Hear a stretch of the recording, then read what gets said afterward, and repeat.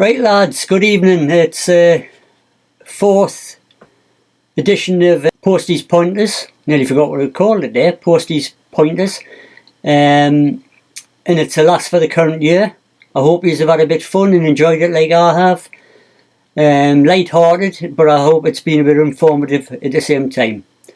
Now, before we get on to business, I just want to say you'll be wondering why I'm wearing my jockey's uniform. Well, Gordon Elliott's been on the phone to us, and he was whispering really. I'm not quite sure why he had to whisper, but he was saying tomorrow he's got jockeys who are struggling, and for some reason he can't get involved, but he's trying to find a jockey who can do 10 stone to ride a lightweight horse at Cheltenham tomorrow. And I said, well, I can do 8 stone, so there's no problem with the weight. No, I'll just have to check the horse. You can look out for us at Cheltenham tomorrow. It's riding, I think it's in the last race, and it's number 7, Lucky 7, and it's Come On the Tune. So a bit of support there and watch out for that. I'll try and come with a late finish on Come On the Tune. Right, we'll put that to one side. Next bit of business is we'll quickly just flash through what happened today, what went right and what went wrong. Starting with the first race, the Ballymore Novice Hurdle. Envoy Allen done nothing wrong all season. Had been jumping perfectly well. Everything looked in place for it to romp in. It made a bad error and fell early, and it was out the race. One of them things. I did also shout out and back in the race Chantry House, which went on to win the race and jumped well. So I hope some of you were involved with that Chantry House. The second race, the Potemps final, I did say it was a very tricky race, and I went a little bit Champagne Platinum each way. It was placed, so I got just over my money back off that one. The third race, the Ryanair Chase, I picked 3 in that race, 3 each way. My main bet out of the 3 was Mr. Fisher. St Calvados was the second one, and Real Steel. Both those horses didn't run, so I was left with Mr. Fisher, who was going very nicely, and I was very confident at the halfway stage, but its jumping for some reason went all to pot, and it just struggled thereafter. Too many jumping errors, which wasn't characteristic of the horse. I knew it would enjoy the ground, but jumping errors put it out the race. The next race is Stayers Hurdle. That was a bit of a surprise race. The Irish horse, Flooring Porter, winning and winning so easily. I backed Paisley Park in the race. It come third. Tried its best. Cannot ask for any more. The other 2 I mentioned in the race never really got into it. Fury Road and Storyteller. Still looking for them too. The next race, the Paddy Power Handicap Chase, me nap ran in that one. The Shunter, which I'd backed at 4 to 1, and I'd also backed a while ago a little bit at 10 to 1. Emmett Mullen's horse. I said how shrewd a trainer he was. He's not that old, but he's a very shrewd trainer, and it was great to see that horse lead more or less all the way and stay on well at the end. And it was great to see the young jockey celebrating and the Irish celebrating. So that was me nap, the Shunter. I hope a few years were on that. The next 2 races, the Mares Novice Hurdle, the 6th race, and the Kimmuir Handicap Chase, I wasn't interested in them 2 races, and I didn't have a bet. So the only thing with the last race was the winner of that race, Mount Ida, which was way out the back for most of the race, got into the race late on and come through to win quite convincingly in the end. That was good because my mate, the Holmes, he had that one for an accumulator, and it was a nice little accumulator, I've heard. So well done to the Holmes. Right, that's today's racing out the way. Of more interest, we'll get on to what's happening tomorrow. The first race tomorrow is a Triumph Hurdle. In that race I backed the one a while ago, Zanahay. It's a bit shorter in the betting now than it was when I backed it, but I still expect that horse to win. So Zanahay I fancy for the first. I think it's only about 5-4 now. I have took Tritonic with me Sky Bet Saver Bet to be placed second, third or fourth. That's a flat horse what's been running really well over hurdles, but I expect Zanahay to beat it tomorrow. Quixilius gets a mention. That's an Irish horse what's well fancied as well, but I'll stick with my anti-post bet, Zanahay. The second race, the County Hurdle, Handicap, very tricky, extremely tricky to pick the winner of this. I'll have minimum stakes on very little. I'll take a horse, Sealed in Edge, Irish horse, cheek pieces on for the first time. It's been backed seasons gone by in big handicaps and it's ran decent races. I'm just hoping it's about 25-1, a little bit on that the cheek pieces will help it out, and I'll take that for a place. I'll also be putting minimum stake on Global Citizen, which is a massive 66-1. Only reason I'm having a little dabble on that one is that it's pulled up the last twice, which you would think going to Cheltenham would be a terrible preparation, but it's still going there, and that's the only reason I've took it at 66-1, a little bit each way, because there must be something they've seen in it to pull up the last twice and still to go to Cheltenham. The next race, the Albert Bartlett Novice Hurdle. I'm backing a one each way here. Yet again another Irish horse, Choreograph. It's won its last two races.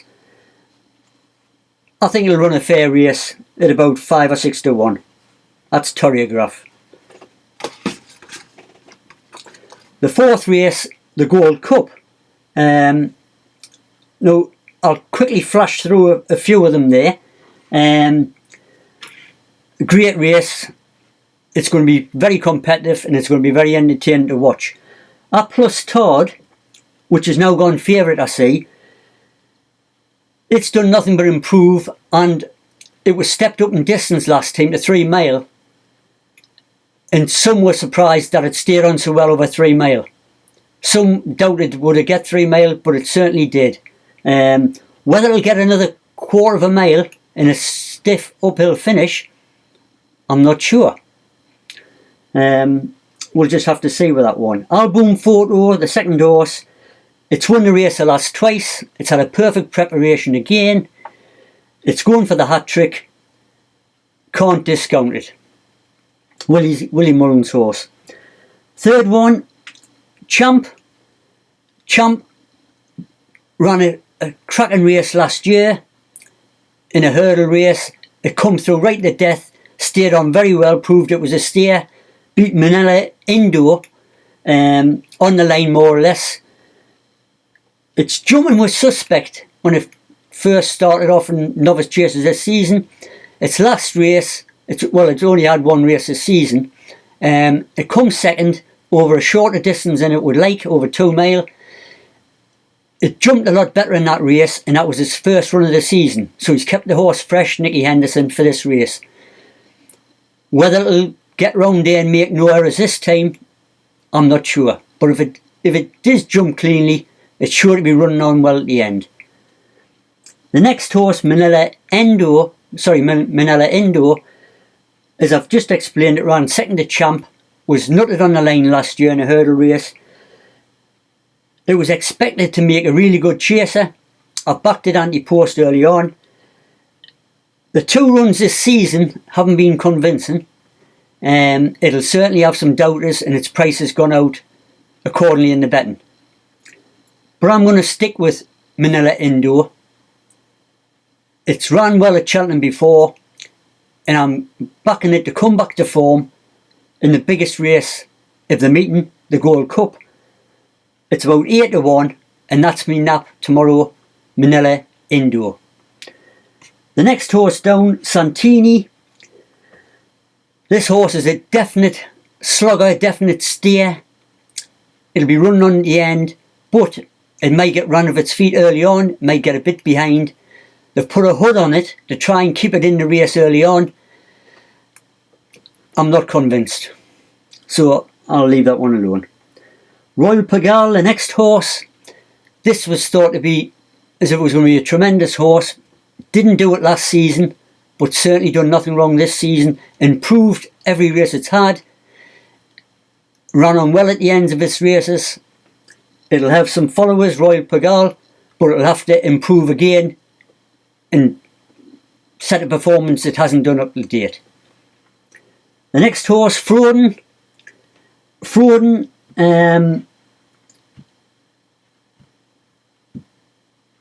just bear with us a moment there. That's better. Right, thought I lost it there. Frodon, it won the King George. Whether it'll stay a stiff 3 1/4 mile, I'm not sure. The trainer thinks it will. I'm not convinced, so I'll leave Frodon alone. The next horse, Native River. It's getting on in years now. I think it's about 11-year-old, but it's had a tremendous season. A couple of runs it's had, it's run really well. It would have been a lot more fancied if the going had been softer. The going's going to be riding on the good to soft side. It'll be getting faster all the time, the going, as it's drying out. I think the going will stop that winning. If the going had been soft, I would have been a one behind that one, Native River. But with the going the way it is, I'm going to leave Native River alone. The next horse, Lost in Translation, ran 3rd last year in the Gold Cup. This year hasn't been a perfect preparation by any means. It hasn't run that well. It would have to come back to its all-time best of what it did last year in the race. Another one I'm going to leave alone. The next horse is 101 shot Aso or Aso for Venetia Williams. I'm not sure it's good enough to win the race. Another 101 shot Black Op, same thing. I'm not sure if it's good enough to win the race. So I've went in a bit more detail there with it being the main race of the meeting, the Gold Cup. But as I've said, I'm going to stick with Manila Endo, which I backed Andy Post a while ago at 8 to 1, and I hope that's a nap, and I hope it runs a big race. Right, the next race, the Fox Hunter Chase, over 3 1/4 mile. This race is more or less similar distance to the Gold Cup, but it was for amateurs. But amateurs can't take part this year due to the coronavirus, so professionals will be riding in the race. It's not a race I normally get interested in, and I'll not be having a bet in that race. That's the 5th race. The 6th race, the Maze Chase, over 2 1/2 mile.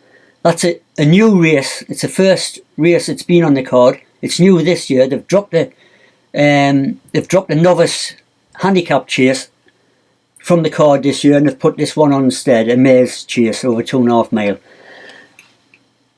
I'll have very little on the race, but a horse what's run well at the track before, a mare, what's consistent, and I like the ground at a big price. I think it's about 16 to 1. I'll be having a little bit each way on Magic of Light. The last race, a Martin Pipe Handicap Hurdle. Couple of things to mention in the race.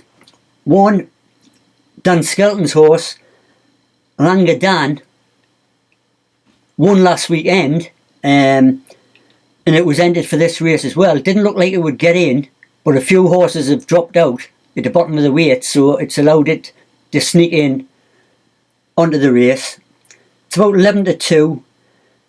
He's going for the bonus, 50,000 bonus with this horse, so there'll be a lot behind it. It's sure to run a decent race. Whether it'll win or not, I'm not convinced. So I'm going to have a little bet, and I mean a little bet each way on a 22 to 1 shot. Leon Convalo. This horse was supposed to run the weekend. It's trained by David Pipe. It didn't get there because he had problems with the transport. and it was going to go for the race at the weekend, and then it was going to run for this race and going for the £50,000 bonus for winning the race at the weekend, and then going on to win a race at Cheltenham. The reason I take this is David Pipe, his father, Martin Pipe, very successful trainer in the past. He's sponsored this race for many years now, and David Pipe, his son, has tried numerous occasions. He's had about 20 runners to try and get the winner of the race, which means a lot to him, which his father sponsors. So I think Leon Convalo, because he's going to try and get it to win at the weekend if he made it to the track, and then he was going to go on to try and get the 50,000 bonus, I'm going to stick with Leon Convalo for a little bit each way, and hope it runs a big race. So I've run through the card there. I've covered most things. The only thing I want to say really is, this is the last Postie's Pointers for 2021. I hope you've enjoyed it like I have. I hope you've had a bit of fun with it. It's supposed to be light-hearted, and I hope I've given you a few pointers and a few winners along the way. A couple of things I want to mention before I go. Mr. Fazakli, we haven't heard from much this week, but he's a very keen horseman. He follows the racing well. I'm thinking we might hear from him tomorrow if a horse he's napped for the meeting, Quixilius, was to win. So if that wins, I think we might have a return of John Fazakli tomorrow, and we might hear a bit more from him. Anyway, I hope all's well with John. And last but not least, I want to have a big shout out for the Cheltenham boys, which is the gang of smashing lads I went to Cheltenham races with last year. We had a lot of fun. I'm sure we'll be going again in the near future. So that was a shout out to John, Diddy, Davey, Willie, Johnny, and my son Jamie. And from myself, I hope you have a successful day tomorrow. And I'm hoping that you'll see us again next year, 2022, for Postie's Pointers. Bye.